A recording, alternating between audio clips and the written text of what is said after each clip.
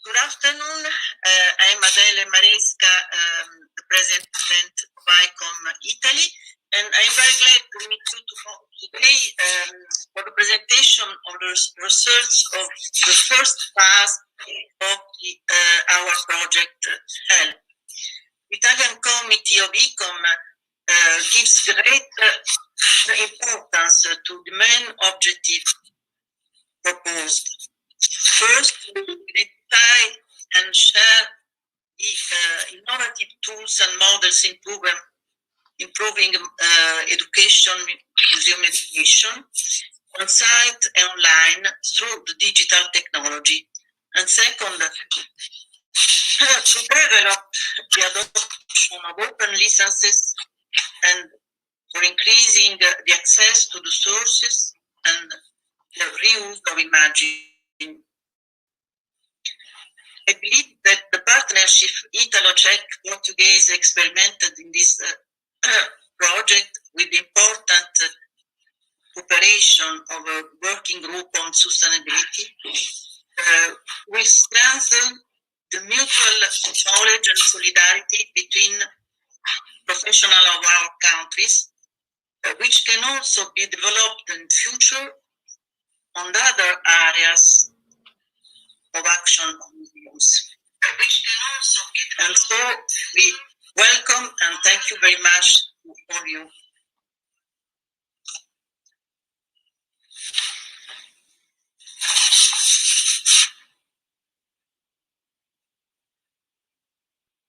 Please, Maria. Now it's my turn. Thank you very much. I'm very happy to be here today, just before the Museum Day, sharing with all of you and all those who will be interested in the project, all that has been achieved so far. And I am happy to say that this theme, the H.E.L.P project, the Museum Digital Education on Pandemic Emergency, was proposed to us by ICOM Italy, and it has been a very interesting experience to work with Italy, Czech Republic, and the sustainability working group from ICOM on a subject that is, eventually could say, giving its first steps in the museum world.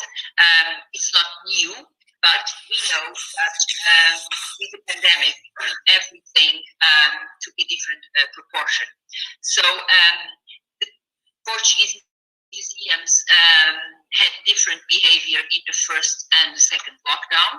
We had our first lockdown last year between March and May, and museums were not prepared. No one was prepared. So, of course, given the fact that we have museum staff, well, let's say, with some age, not so young as it would be better for those sort of new technologies for online digital tools, and the fact that the large majority of our museums are small, so they are not adequately equipped to deal with this big challenge, sudden challenge. When the second lockdown came, unfortunately, well, everyone gets used to what's happening, and so it was better. And I'm sure that those who will follow the project will realize that there was an evolution, very positive and a very quick evolution, because people adapt. And on the second moment, on the second lockdown, just finished not so long ago, in the beginning of May, things were different. Anyway, we started with a group of examples that then, of course, had to be narrowed down to 30. And those 30 museums that now are our sample try to represent all geographical areas of Portugal, north to south, including the islands of Madeira and Azores.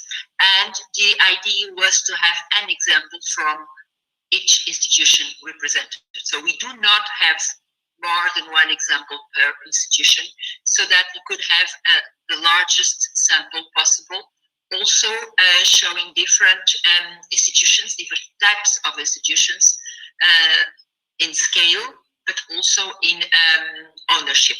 So we have public, we have private, and that very large spectrum of the museum activity tries to be reflected in the examples that we have chosen.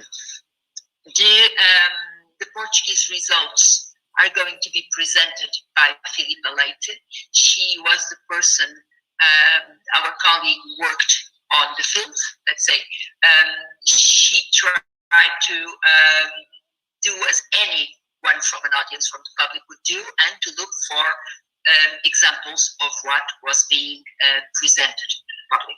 And so I will just give you a very short presentation of Filipa. She has a degree in History of Art and a master's degree in Museology from the Oporto University. And she's been working for the past 13 years on mediation and education in museums and other cultural institutions. She is the founder and coordinator of 𝗛𝗍.𝗟, História e Património, since 2020. And though she is not a member of ICOM, she has been working closely with 𝗍.𝗏. So just to finish my presentation, very small welcome presentation, I would just like to stress how happy and how interesting it has been to try to access how Portuguese museums have experienced this big challenge, and how the online digital tools were used. We are going to learn a lot from this project, so that we will be able to respond in a much more appropriate way to the challenges that we have now also been facing. Thank you very much.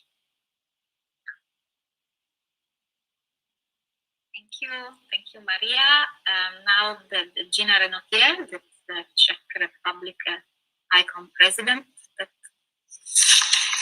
Yes, thank you very much, dear board members, dear colleagues. Buongiorno, boa tarde, dobrý den. I am extremely pleased that this education-based project earned trust and support from ICOM General Secretariat in Paris. ICOM Czech Republic initiated a new museum definition research, in which we have collected 499 answers from museum professionals, representative from a Ministry of Culture, regional offices, and multiplicity. Altogether, they were looking for 20 key words of a new museum definition. Why I'm talking about this here? The reason is that terms such as education, training, and knowledge appeared second and third and 8 most frequently used keywords in the ranking. It clearly shows that Czech museum staff and founders, as well as legal authorities, perceive education as one of the most significant museum missions. As an educational institution, museums are the most democratic tool. You attend them whenever you like, you choose to attend whatever you like. No formal education in museum complements the formal education of children and young people in school. Children visits in museums have a long tradition dating back to Czechoslovakia era.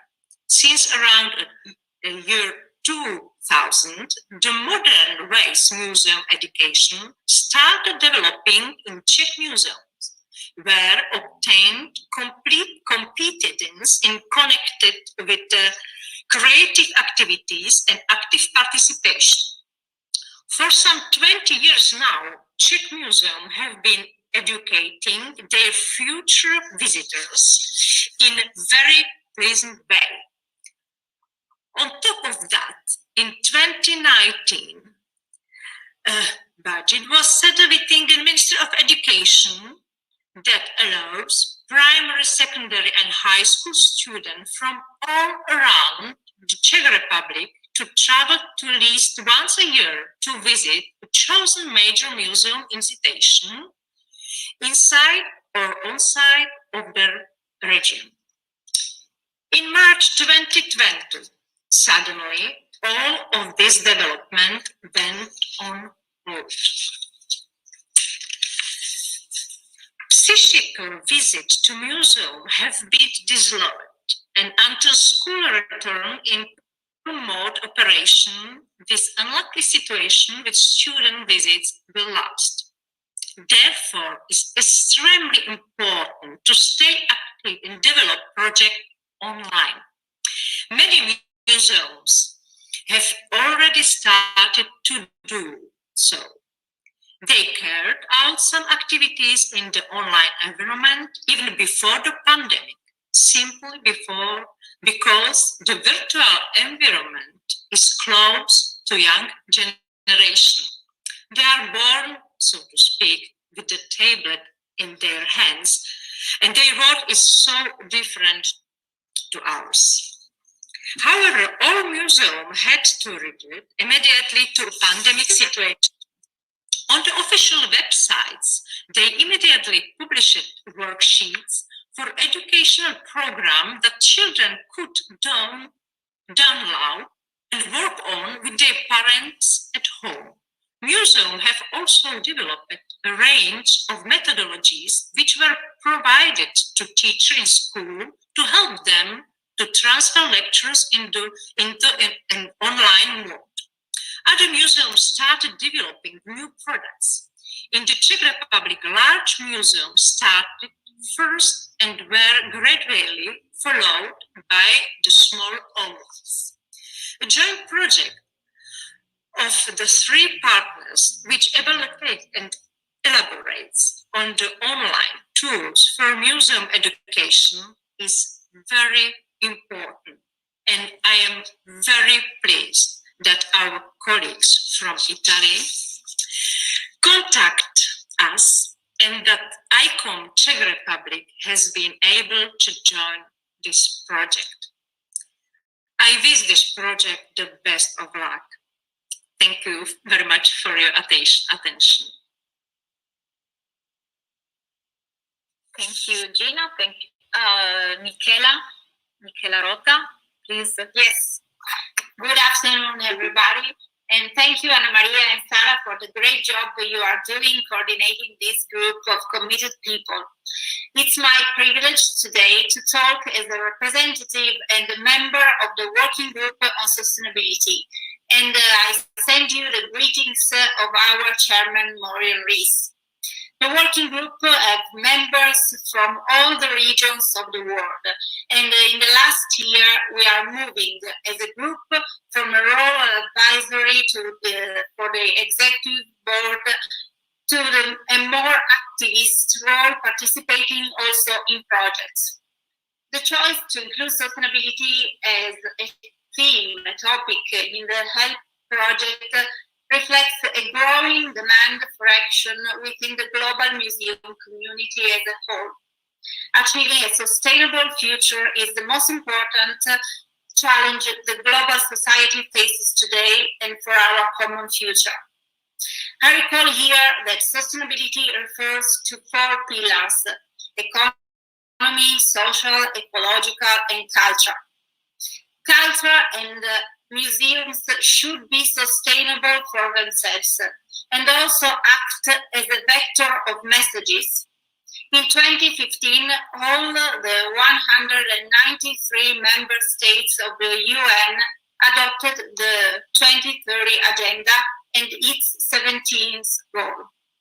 It's an universal call to action to develop a safe and fair space, to live with dignity and equity, and to protect the planet, taking urgent action to climate change and improve the lives and prosperity of everyone, in a balance between all the living systems.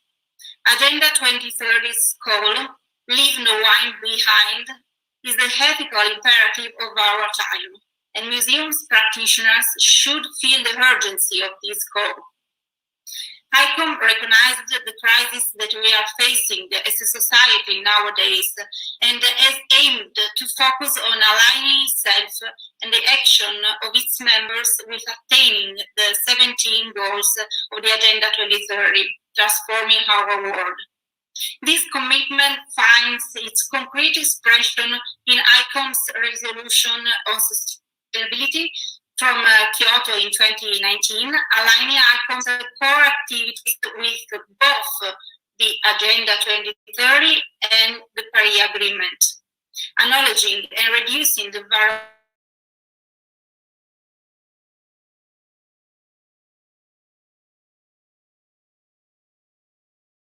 and non-human. It's an important moment and an important sentence, this one. ICOM has recently become also a member of the global coalition United for Biodiversity and pledges to engage its network in the common effort to overcome the climate emergency. There is a consensus that museums have a significant role to play in assisting the society in attaining the goals of Agenda 2030 with activities and programs. And in connection with the 𝗻.𝗃 project, we have highlighted the different SDGs that can be addressed. The most important one, as mentioned, is the education, the SDG 4 about quality of education. But digital opens up opportunities, but creates also new barriers. There's a general concern related to well-being raised in the last period about digital and technology. For example, I'd like to highlight the abolition of barriers working from home between private and working life, an increasingly percentage of people suffering of professional burnout. It could have benefit to encourage people to support the positive aspects while also addressing the negative ones. Using a rights-based approach, we can understand whose rights are affected by digital positively and negatively, and which rights in particular. For example, access to information, participation in cultural life, rights to education and development. And digital programs should be created so that they are accessible to all people, including the physically impaired or hearing or sight. For example, federal museums in the US are required to make all public programs or websites fully accessible, which requires additional technical techniques or resources. And this accessibility is important for both the museum staff with disabilities as well as the public. And it could be worth also considering the management of digital in terms of preservation, long or short term, and also the digital footprint. The ethical foundation of leaving no one behind advocates that museums have a duty to the public and communities, especially the younger generation, and to ensure museums manifest a significant collective impact, promoting respect for all living beings and the earth systems. Thank you very much.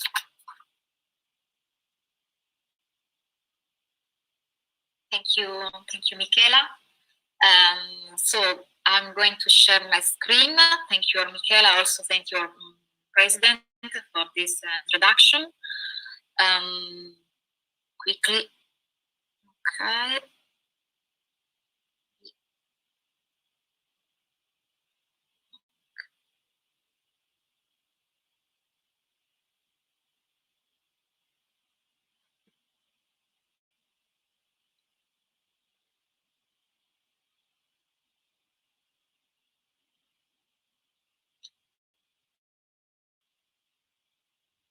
So, as I mentioned before by the president of ICOM committee, H.E.L.P is heritage education, new web formats, and free licenses opportunity for dissemination in open data is one of the 8 projects selected by 2021 Solidarity Project. And the project started on February 2021, and we finished it on December 2021. And what is it, H.E.L.P? The aim of H.E.L.P project is to guide the museum through a self-assessment process and to support them into the realization of digital projects for heritage education based on open licenses. The research question that that H.E.L.P project is based, there are 2, the principal. One, the pandemic emergency forced the museum to create innovative, participatory, and inclusive ways to involve visitors online. And the second one is the era of global content sharing. Are museums sufficiently aware of extraordinary opportunities in terms of cultural, social, and economic development that derive from the adoption of open licenses? Of course, when we decide to co-writing together with the committee, the project, we study and we looked at several surveys conducted during the 2020 by several institutions. First of all, NEMO, but also ICOM, of course, and the UNESCO, that they analyzed during the COVID-19 emergency the situation, especially what the museum do in the digital life, and which kind of digital activities they offered, and which kind of new service they developed for the visitors. According to NEMO research, we know that more than 75% of the institution have focused on increasing their social media activities. So this is a chart that they came from NEMO survey results. They, of course, you can see that the museum increase the online, the social media activities, but also the realization about of video content, for instance, as a YouTuber we know, and also museum invest in virtual tours, and we, of course, we know that also the big museums realize very beautiful new virtual tours. And starting them, we want to analyze in this first phase of the project which kind of digital activities museum gained for educational purpose. The milestone of H.E.L.P are 4. The first that we are going to present now in this webinar, the results, some results of what the research phase. The second is a mock lesson, so we are going to organize a mock offer regarding some aspect of sustainability, open data and open licenses, and digital engagement, and so on. We also will launch a grant for small museum in order to have a consultancy of some topic relevant for museum, of course, H.E.L.P topic, so sustainability, open licensing, and digital engagement, most of them for education, of course. So, Sarah, maybe you can want to speak regarding the brainstorming, or do you want to Yes. So this is our starting point for our working group. So we start to share the ideas around education, around participation, sustainability, and all the peer-to-peer and engagement that museum can have and could have. So this was the starting of our working together, and it was a very nice, we had a very nice time. It was very easy to work together because we had some, I think we can show Anna also the section. Yep. Okay, so yeah. We starting our analysis, which are survey analysis. So we collect and research the distance learning proposal carried out by museum. The surveys was articulated in 3 steps. The first was the survey analysis and collecting data from Italy, Czech Republic, and Portugal. After that, we merge the survey. Later, we show you some result of this survey. After that, we are going to select one more case study from each nation to go deeper in the analysis. And after that, of course, we have the analysis of the result. As in all project, we try to use sharing tools. So we work with Google Workspace to co-writing, collecting the data. So the survey was conducted by online searching, exploring museum website, testing the offer services, and analyze the parameters chosen, which are the parameters. So we are going to talk about which kind of parameters we decided to use to apply to this research. So the survey is structured in 32 fields, organized in 4 main topics: anographic, digital tools and technique, open access policy, educational methodology.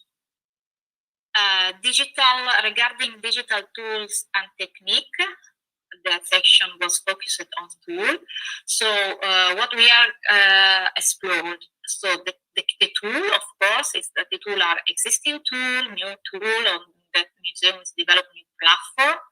The name of the existing tool, as you can see, that there are some of the most used tool regarding the online activity of museum. So GoToMeeting, Google Meet, the EST, Zoom, Vimeo, YouTube, and so on. Eventually, the name of the new tool developed by institution, which kind of output the museum development, for example, online software, web app, and so on. Type of content, images, video, podcast, conference, roundtable, educational kit, virtual tour, game, 3D models, consent, and others. Digital accessibility, that was a very interesting point.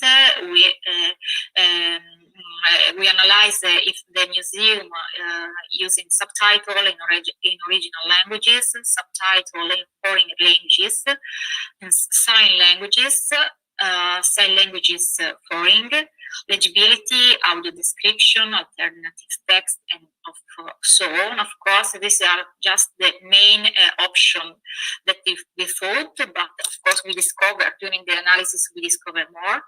The content quality, the device used, if the services was free for audiences, and if the services was free for institutions.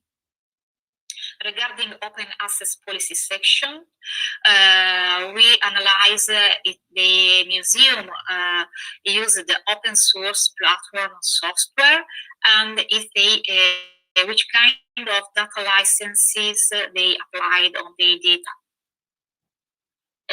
Regarding the education methodology section, we analyze the educational topic from the educational sustainable development goals from 1 to 16. Educational far goals. If they identified a project target, or if they're not specified, or this was for childhood, teenagers, families, and so on. How many people, for how many people they organize these educational tools or educational activities, how long these educational activities are, the frequencies, so with one time, multiple time, weekly, and so on.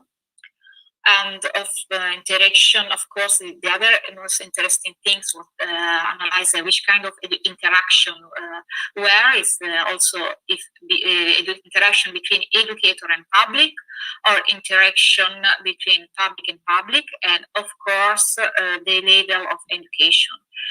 Low interaction with the guided tour, lesson, or medium interaction with Q&A platform, guest insight platform, and high interaction, of course, is live participation with the possibility to have a more interactive dialogue between public and museum, or between public and public. As there is accessibility, the user experience, and how they realize the digital interaction. So with instant comment on chat, instant tooling, real-time, with the real-time visualization using, for example, Slido or Mentimeter, comment after the event, and so on. Then we, this is the Google spreadsheet when we use it to collect the data. And Sarah, you want to continue? So everything has been done on online meeting, of course. So we had a strong discussion of us all these criteria, just to understand the common line of the project. All the digital question, accessibility, and educational methodology can have many point of view. So we focused in particular on the interaction level and on the open data and open policy of museum, because this is a general and where the direction that museum are trying to focus on. So this is all this work, month's work, was focused on this kind of approach and discussion to share this criteria all together. So all the results that we will show today have been common and shared by all the team.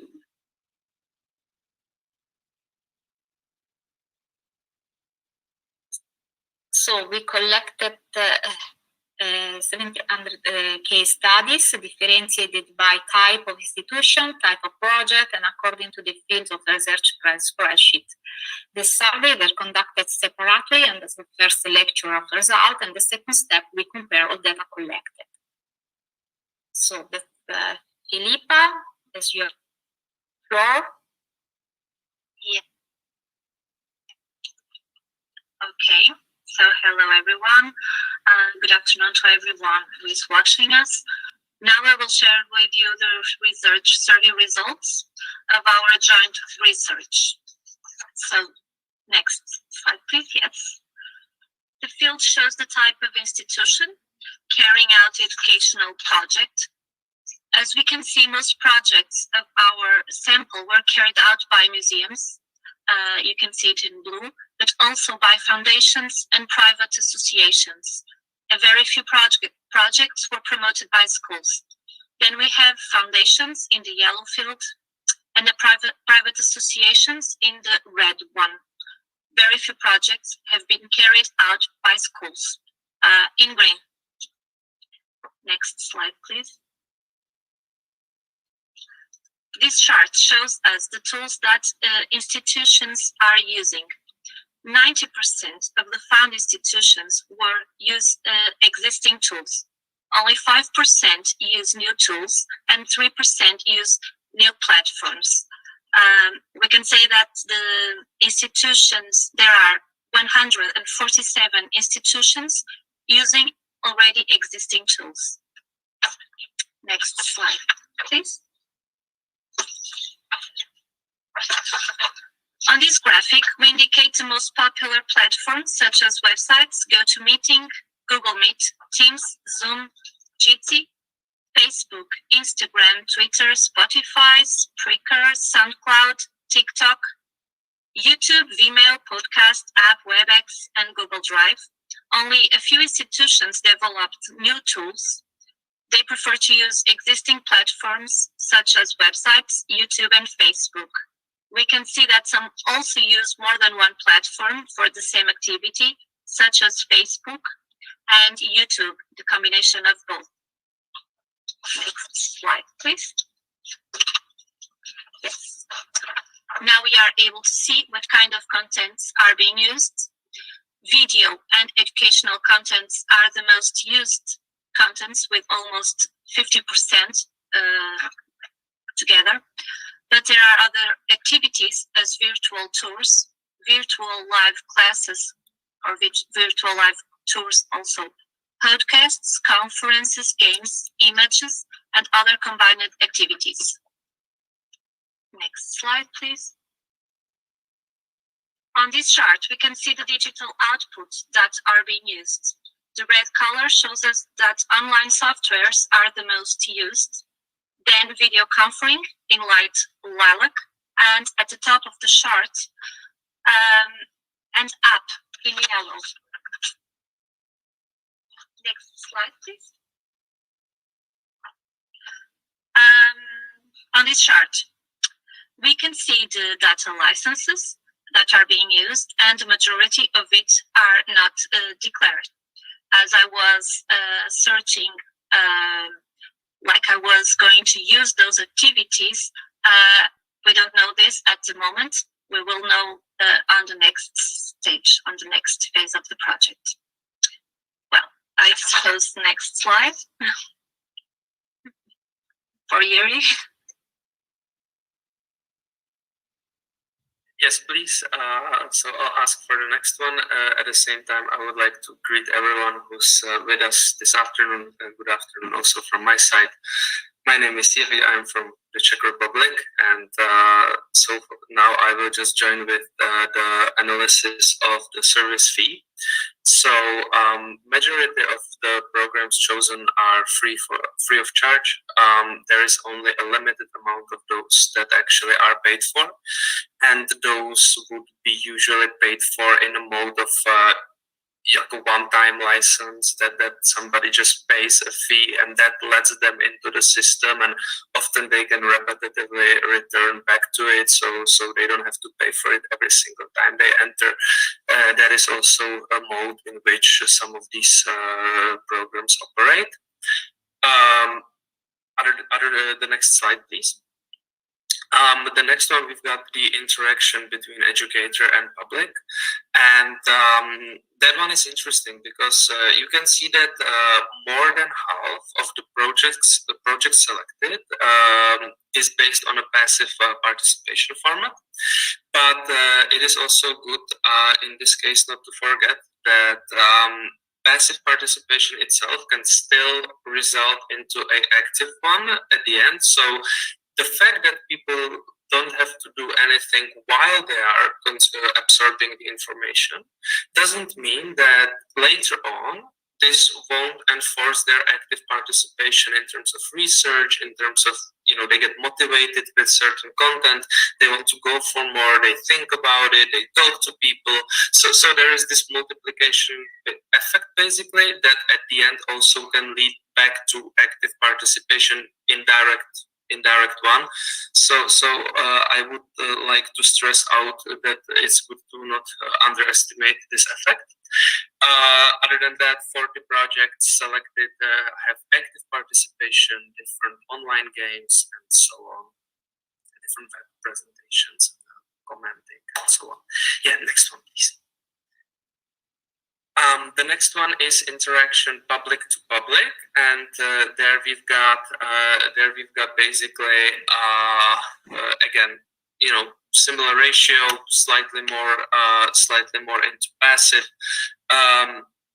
But we still have further divisions here, high, medium participation.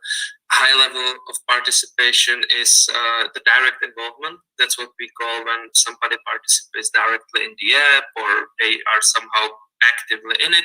And then there is also this middle stage, and that's the involvement in terms of gaming, decision making, some sort of level of comments, questions, conversations. Yes, so even that can divide. So even the participation on a halfway sometimes has to fall in one of the categories. So it's good to keep in mind that passive is not just passive. Yeah, next one, please. In terms of targeting, the audience obviously varies a lot. During the pandemic, a lot of museums came out to help out schools, which were in a very unprecedented situations, and it was very hard to adapt for both students and the teachers. So a lot of museums that we have in our research actually helped out to the schools by providing programs for both teachers and students. So that might have also increased the level of these numbers within our graphic. Other than that, we have obviously wide public. Wide public, it's almost the half of all. We can see because obviously it is always universal. I myself like to play these different games in terms of online participation, and then I find out it's for students of 1st grade, but I'm also entertained, so it is universal. And then also obviously different families, schools, teenagers. There's plenty of categories and museums cover like all scale of that, the whole structure line, which I think is definitely a very nice thing to find out. Yeah, I'll ask for the next slide, please. And the next one we have is about accessibility, and majority of these programs are easily accessible. They don't really require some major knowledge in terms of or skill, computer skill, so to speak. Obviously, the one that involve active participation, those are more into a computer skill. The level of requirement there is a little bit higher. But for the ones that are on passive, usually it is very easily accessible for all age groups, and there is very few limitations. So that is definitely a positive thing to find out as well, that we have like all levels, that everybody is sort of covered. At the same time, for younger generation, with the involvement obviously come certain amount of the accessibility. I mean, the certain amount of requirements. Yeah, I think that should be it. Or is there one more? There is one more. There is one more, and that is actually the digital interaction. The digital interaction, the capacity of each project in terms of digital networking. Obviously,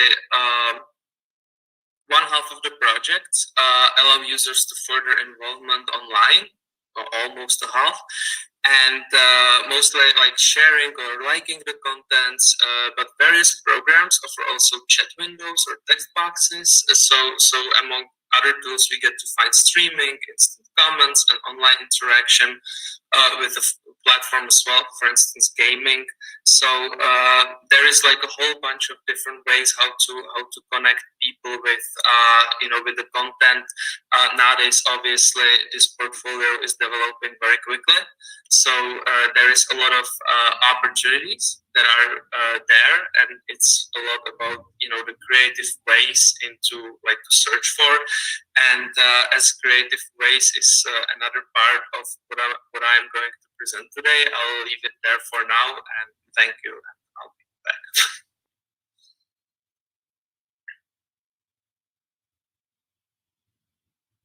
Thank you, Jiří. Michela?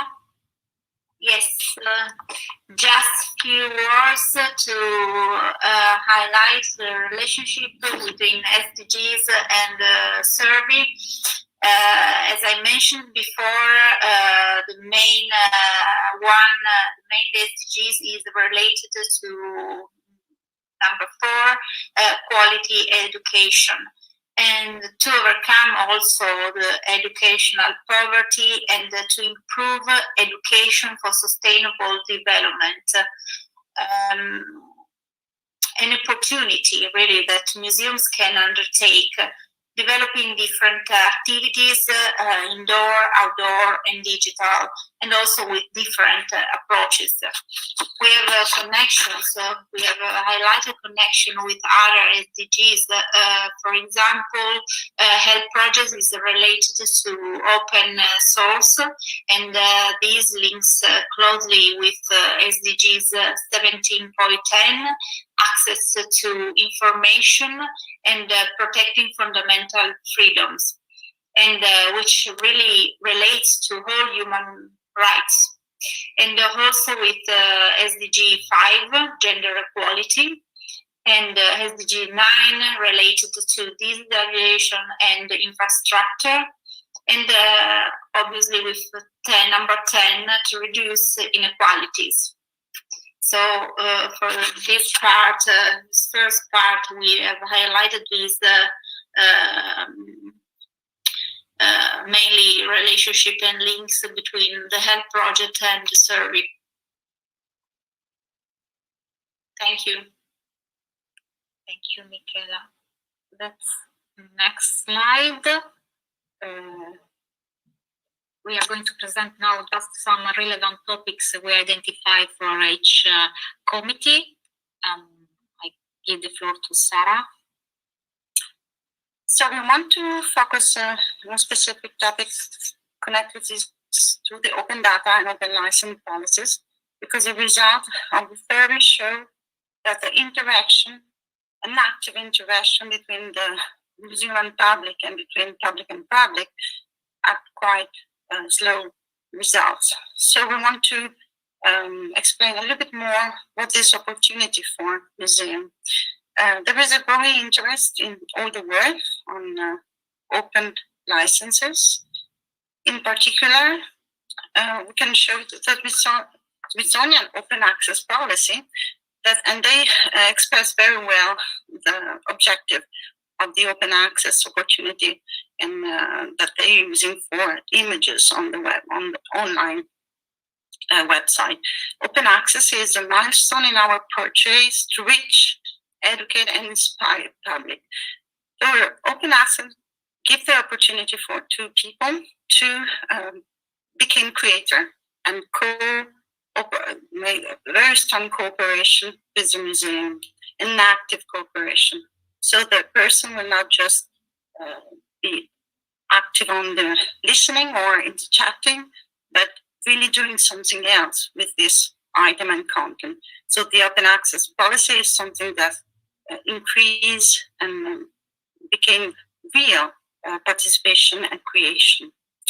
There is another case that we can show you.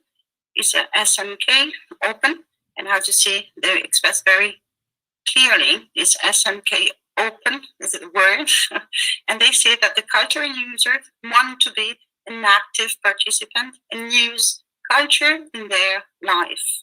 So as it was saying in the resolution of Santiago, the museum must work on the inner potentiality of the person. So must stimulate our inner potentiality.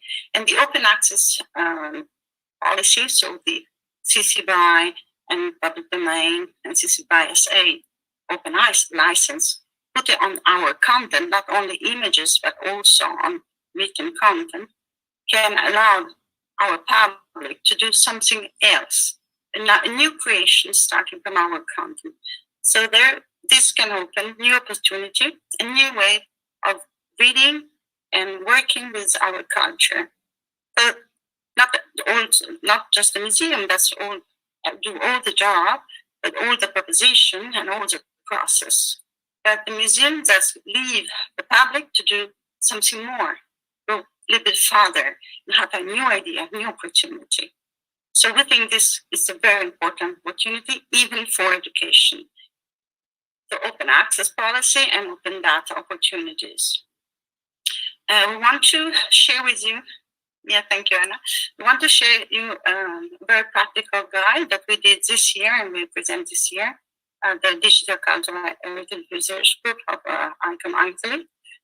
This is a 100 question and answer about authors' right, copyright, and open licenses for culture. There's many examples in the museum and cultural field to understand the opportunities of the vision and for museology development for the future. This is something you can share and you can download it from the Zenodo platform. Sorry, Anna, the next slide. Because we shared our content with the 𝗙𝗍 by SR licensing, so an open licensing. So even our content can be modified and shared with other person. So this is a starting point of something new. So this is an example of what an open access policy can start, and we don't know what kind of results we can have. But the starting point is to share our specific content. So as author, we decided to share with everyone in an open version. So this is a very functional use of the license that we can do. So this is something you can download from the model. This is the address you can see just by the number and this page. And we did it with a very mix of interdisciplinary professionals. So 3 professionals from the culture, Miliana and Adele, and 3 legal technical persons. So Deborah De Angelis and Cristina Manasse and Francesco Fasano. So we find a mix between culture and technical knowledge to understand what the cross between open access, open data, and cultural opportunities for the future of museology. So this is what the small topic we wanted to share with you. Thank you, Anna. Thank you, Sara. So now go back to Filipa Leite. Yes. The floor thank you. So ICOM Portugal chose the educational methodology study case to present today. Next slide, please. Yeah. We are going to share with you our best practices that we could notice right in this moment from all our country. As you can see, north, center, south, and islands. We have evaluated several activities from the same institution. And at the end of phase 1, we chose only one case per institution, as Maria said. Next slide, please. So on this chart, we are able to see how many different educational topics we found online from our institutions. 16% of those activities are about art, 10% about history, 6% have activities about history and archaeology. There are many others that bring together more than one subject. We also identify activities with educational topics about literature, natural history, architecture, sustainable development, astronomy, financial education, history of canning industry, health and well-being. Next slide, please.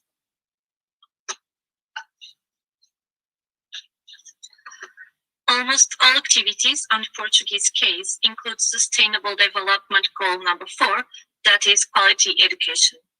Most of the activities combine it with other goals.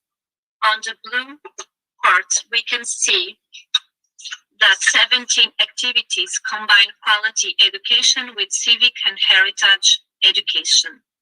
On our research, we also found activities that promote other goals like life below water, gender equality, no poverty, zero hunger, sustainable cities and communities, good health and well-being, and climate action. Next slide, please. Most of the activities do not identify their targets.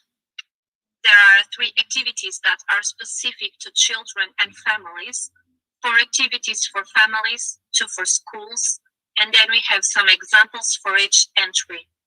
Although they are not specified for a target, we noticed that there were activities for adults, general public, adults over 60, teachers, professionals, and researchers, and a great part of it were combined.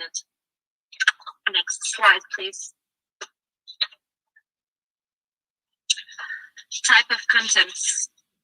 32% of the contents are videos, and 17 are educational kits. When we say videos, mostly on YouTube, on the Portuguese case. 5% of the contents are virtual tours, and 4% are games. At this point, we should be aware that most of these online activities came to light after the COVID-19 pandemic. And in this case, it is possible to see the great effort of museums to make themselves present online and on people's lives while they were at home. Thank you. Thank you, Filipa. And now, Jiří Stýblo. Yes, thank you very much. Yep. So for our part of this presentation, we decided to explore a little bit the creative process behind certain ideas, because we really believe that why majority of these museums have ended up in our charts is because of the power of idea that they basically had. So I would like to look now with you together at 4 different categories, let's say, of how creativity can be approached in order for a museum to turn something into something special or bigger, and just kind of let the idea flow. So yes, I'll ask you for the next slide, please. So the first would be artistic creativity. Basically, let's ask ourselves a question, like, how can an art museum enforce one's creativity in times of lockdown, right? It's pretty difficult to think about, you know, how the art museum can talk to people. There's a lot of different things, virtual realities and other things that, you know, they are trying. But let's look at this simple case that I chose from the ones that we have selected, and where we have the case of the Museum of Arts in Olomouc. And what they basically did was an online education program where in a first step, a painting is just revealed, showed in a high definition so that everyone can see it well. The next one, you have some sort of a description about what the author thought, how he thought, and so on. Next, there is a general outline, like how the artist perceived it. And in the fourth, you get the blank canvas and you start going. And I think the great asset of this, and why we decided to choose this as a creative approach, is that there are no limits to creativity of an individual. Like in the formal education institutions, we often crash into like boundaries, right? Like what's right in terms of these subjects such as arts or music is really hard to define. And because this is non-formal education project, and in its own sense, therefore, it is voluntary, it allows a person to try something without any limitations or boundaries, and really just to let their creativity flow, and then they can discuss it with like various experts, and it can maybe also like enhance their confidence that maybe the teacher says, I don't like this because of this and that, but then the 3 museum professionals could say something different. Yeah, so it can also help to give confidence, and we know how important confidence is for arts, and therefore I think, you know, this angle of taking a project can be really useful, just also for regular students who maybe sometimes doesn't let their talent show through the obstacles in the formal education system. Yes, I'll ask for the next one, please. Using historical data, it is obviously a very creative process, how to involve people in history. Like museums have tried all different wide scale of different techniques. And the one that I would like to focus on are like three main ones, and context. A lot of museums exhibited a great context in their programs about the history education, and I think that is especially important because students need to understand, not just learn the years and dates, which they often again do in the formal institution. Therefore, the context, different variety of stories, connection of the stories together, give the wider understanding is a great one to approach. Interactive, involving participants. We had in our case study as well museums that would involve students directly, that would actually put them in the shoes of a king and let them make decisions in their like online presentations, which actually then again helps us to rule the kingdom from our living room, which is not a bad option. And choice of resources, obviously, there I would like to again say what I said before, or stress what I have stressed before, and I like to stress it again, and that is about the passive platform, because passive platform the connotation of the word doesn't really mean that it must be as passive as it sounds. When we have very strong features as sources of information, even the passive participation can be very vivid, very lively. There is one project listed in our list where they created a bunch of different cuts from famous movies, and they put them together so it actually tells us about politics, about arts, about culture, and one would never think of it in that way, but since everyone knows these movies, it is actually very active because it absorbs us even though we don't need to do anything ourselves. So I'll ask for the next one, please. The technical creativity, obviously, technologies ruling the online world nowadays, especially with pandemic speeding things up. So I would like to take it from a different side on this one, and the magic of simplicity. One museum did a project that even I would be able to put together, and that is really that must be really easy, trust me. And the way they did was they just shot like a series of photos, yeah? And one was sewing like a national costume. Put it online, put it into shape, and as a result of that, everyone can come, and thanks to this program, you can learn how to sew national costumes from a region in the east of the Czech Republic. I think that's really, the magic of simplicity. What I want to also say, because it's not always about being most sophisticated, sometimes it's really just about that power of idea. Attracting the attention, obviously, implementing QR codes and mobile apps goes more for younger audience, whereas different source of instructions enforcing individual mission can be seen in programs for wider public. And what it also does, and what is great about technical creativity, allows our projects to grow. Yeah, because it's way easier now to share them, to multiply them online in different ways, print something from the online, bring the family, go explore, their activity when it's some sort of instructions or interactive maps. So these would be the three skills which we found museums have often implemented, and that's why they have successfully landed in our list. Yeah, I'll ask for the next one, please. And that would be the natural history uncovering. And here we have a quote. Of our managing director, Gina, and I'll just read it. All the exhibits which are now in museum once found its place outside. Educational program's task is to get these exhibits back to people in order for them to learn the world around us. And I think that this really nicely sums up what the Natural History Museum can do in terms of, fulfilling this statement, because there's still leftovers of different types of stones, etc., in certain areas outside of the museum. So during the pandemic was a great great chance to actually send people out there. Obviously, when the restrictions were not like disallowing people to leave homes, but when it was about the institutions being closed only, then this is the tool that can be used.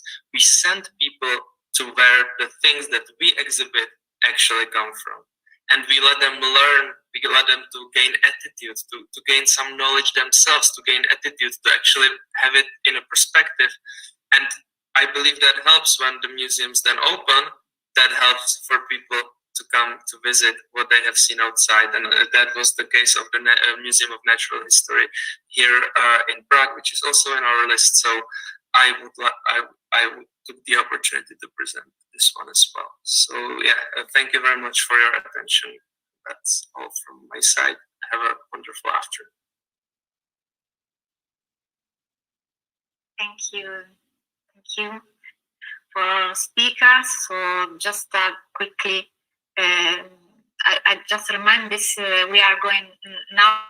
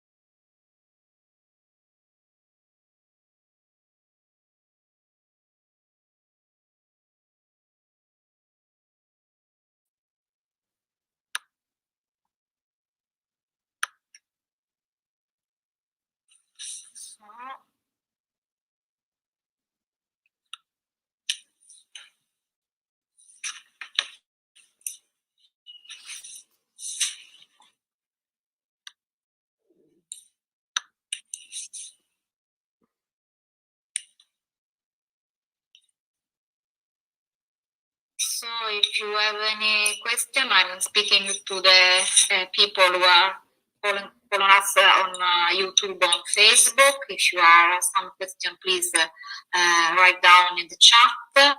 We try to read. Until now, we don't have any questions. Sorry, that's YouTube.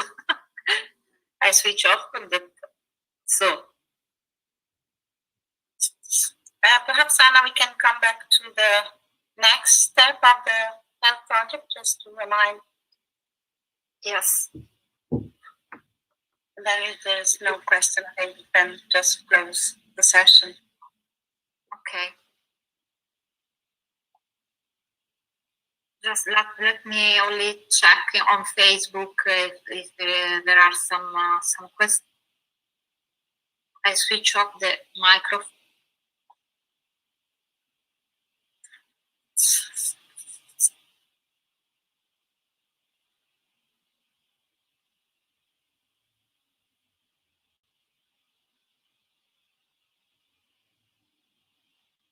But in any case, we will check if there's some question in the next day. There will be new suggestion.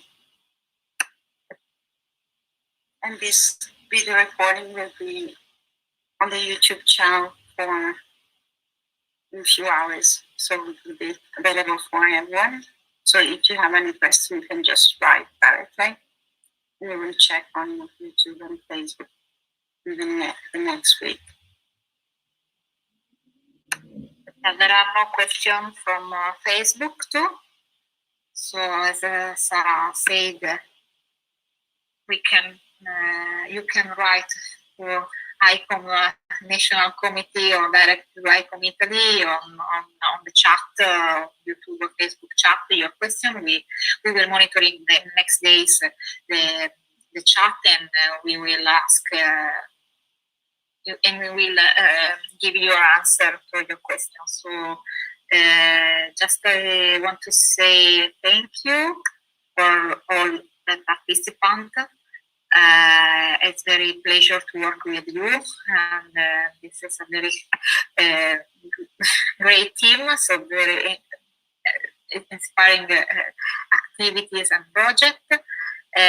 For the as we as Sarah told, we are going to work also with the other milestone and steps or projects. So, Sarah, do you want to say something regarding the second phase about MOOC part? Yes, we will prepare from the next week. We will start preparing the MOOC. We will organize 15 free lessons divided into different subjects of the health project. So there will be class and lesson for education and participation, and lesson for technical information, like open data and other technical useful information for museum. And then there will be a lesson for the sustainability, of course, from the sustainability group, to get into more detail of how sustainability can be connected to museum mission. And then some legal aspect connected to open data, more direction for open access. So, but then the legal aspect. So we will organize this MOOC lesson all together, sharing with the 3 international committee on the sustainability. So you will see all this aspect connected into one education and MOOC plan. Then we will prepare a grant started from more in July. So small museum will be welcome from Europe to be connected with us. And the winning museum will have a consultancy on this kind of topic. So we have experts on education, on legal and technical aspect. And so the museum will have a consultancy for a specific educational project. And this will be from September to November. So this is how the health project want to be a research, starting from research, and then to be practical, to get suggestions, very practical and useful for museum. Because that's the way we thought this whole project. So I don't know if our colleagues want to give more information or a specific point of view on the health project.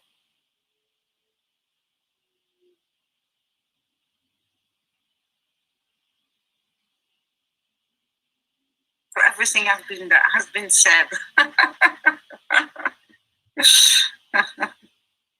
So some comments came from the chat, so they are made some congratulations about the project. So some people are very interested in our project, and they asked that when we are going to publish the results. So we can see, of course, when we finish them and complete the research analysis, but we are going to publish the final report. Of course, when we are going to finish the project, we will publish entire the report regarding the project, also in the same the work we did in open access licenses. So that, of course, we are open data people, so we decided to share our knowledge with the others, of course. So if you there are no many comments, or if you maybe the president want to say, some of the president want to say some things, we can conclude the session, and thank you for all the presenter and also all the people who followed us by YouTube or Facebook. And then just if you want to say something, or we say goodbye for the audience. Nobody. Thank you for the invitation. Gina, your microphone is switch off. Okay. Now. Again, thank you very much for invitation. We are looking forward to meet you again as soon as possible, and good luck for this project is all. Thank you very much, and bye-bye from Czech Republic. Thank you very much, Gina. Bye-bye. And so Maria, maybe Adele, if you want to say goodbye, and Michela too. Yes, I'd like to thank everyone and say that we are going to keep on working. We have still a long way to go with this project. And for sure, there will be other moments to share with the public what we have been doing. And at the end, naturally, the report, as Anna just said, will be available to everyone. But in the meantime, we have a lot of work to do. Very interesting with this very nice team. Thank you, everyone. And have a very nice and active museum day tomorrow. Thank you. Bye.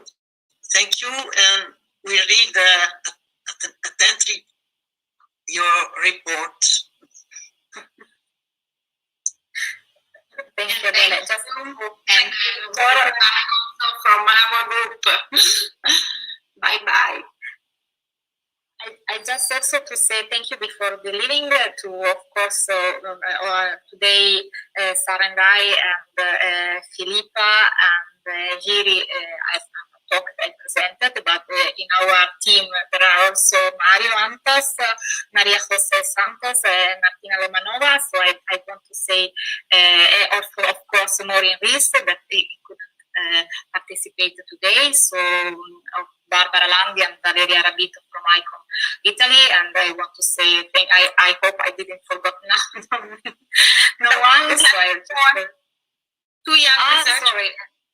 Yeah, of course. But I forgot the star name. There's Martina Peschina, Cristina Barmin, two Italian younger researchers that was involved in this section of the project.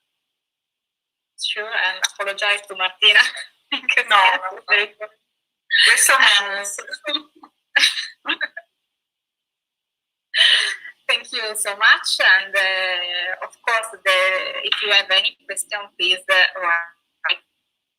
write down, and we will try to give you an answer. So, have a nice weekend, and as Maria say, have a nice International Museum Day tomorrow. Bye.